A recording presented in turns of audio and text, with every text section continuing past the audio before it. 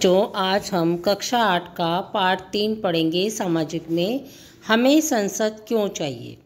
हम भारतीयों को इस बात का गर्व है कि हम एक लोकतांत्रिक व्यवस्था का हिस्सा है।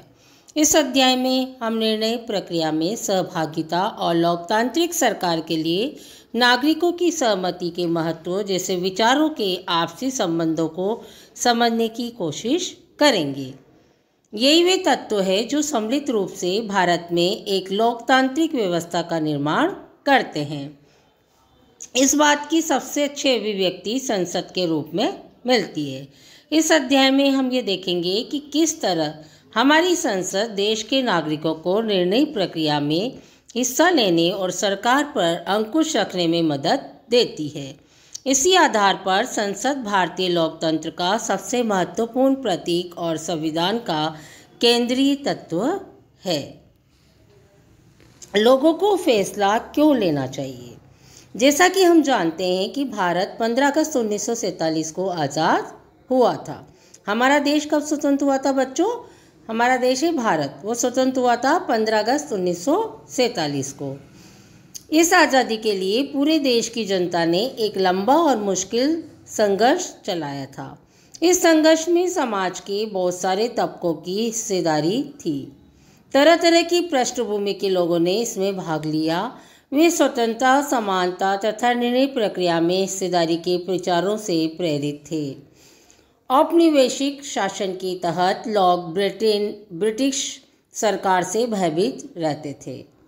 किससे भयभीत रहते थे बच्चों? ब्रिटिश सरकार से।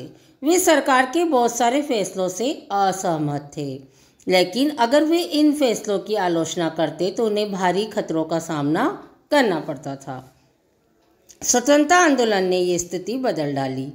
राष्ट्रवादी खुलेआम ब्रिटिश सरकार की आलोचना करने लगे और अपनी मांग पेश करने लगे। 1885 में ही भारतीय राष्ट्रीय कांग्रेस ने मांग की कि विधायिका में निर्वाचित सदस्य होना चाहिए।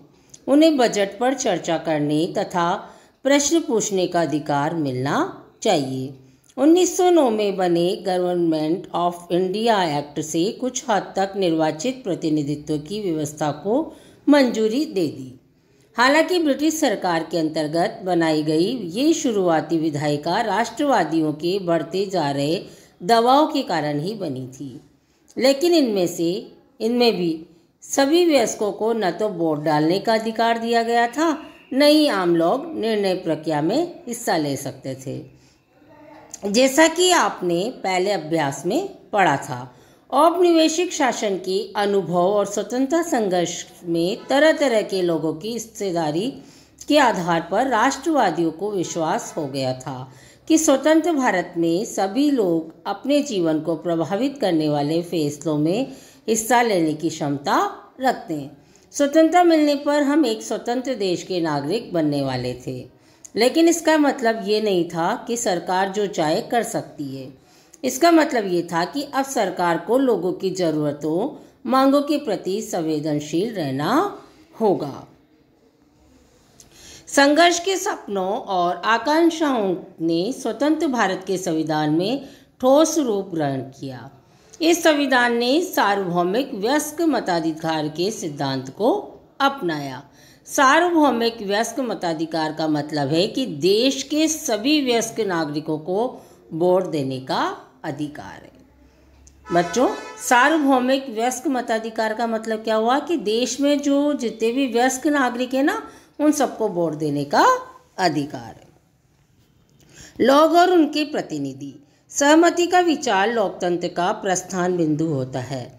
सहमति का मतलब है चाह, स्वीकृति और लोगों की हिस्सेदारी। लोगों का निर्णय ही लोकतांत्रिक सरकार का गठन करता है और उसके कामकाज के बारे में फैसला देता है। इस तरह के लोकतंत्र के पीछे मूल सोच यह होती है कि व्यक्ति या नागरिक ही सबसे महत्वपूर्ण है और सैद्धांतिक स्तर पर सरकार एवं अन्य सार्वजनिक संस्थानों में इन नागरिकों की आस्था होनी चाहिए। व्यक्ति सरकार को अपनी मंजूरी कैसे देता है? जैसा कि आपने पढ़ा है कि मंजूरी देने का एक तरीका चुनाव है। लोग संसद के लिए अपने प्रतिनिधियों का चुनाव करते हैं। इन्हीं निर्वाचित प्रतिनिधियों में से एक समूह सरकार बनाता है।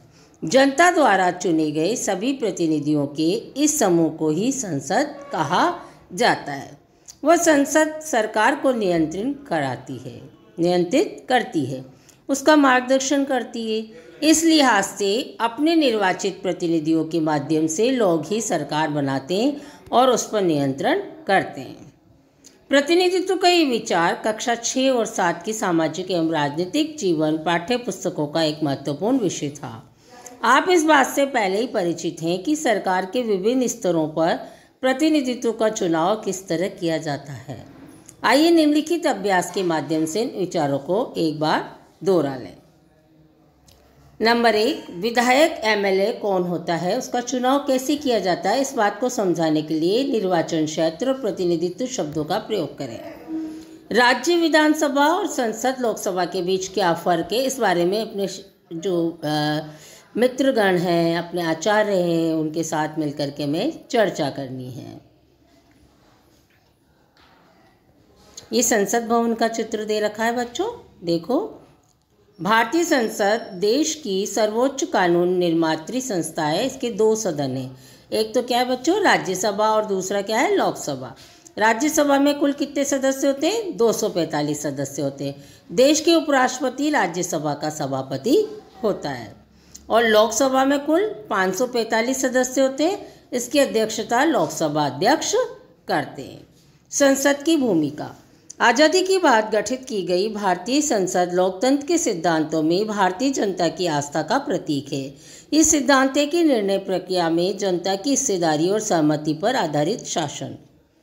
हमारी व्यवस्था में संसद के पास महत्वपूर्ण शक्तियां हैं क्योंकि ये जनता का प्रतिनिधित्व करती है। लोकसभा के लिए भी उसी तरह चुनाव होते हैं जिस तरह राज्य विधानसभा के लिए चुनाव होते हैं। आमतौर पर लोकसभा के लिए हर 5 साल में चुनाव करवाए जाते हैं, जैसा कि पृष्ठ संख्या 41 पर दिए गए नक्शे में दिखाया गया है। देश को बहुत सारे निर्वाचित क्षेत्रों में बांटा गया है। प्रत्येक निर्वाचन क्षेत्र में एक व्यक्ति को संसद में भेजा जाता है। चुनाव लड़ने वाले उम्मीदवार आमतौर पर विभिन्न राजनीतिक दलों के सदस्य होते हैं। धन्यवाद बच्चों, आज हम यहाँ तक ही पढ़ेंगे।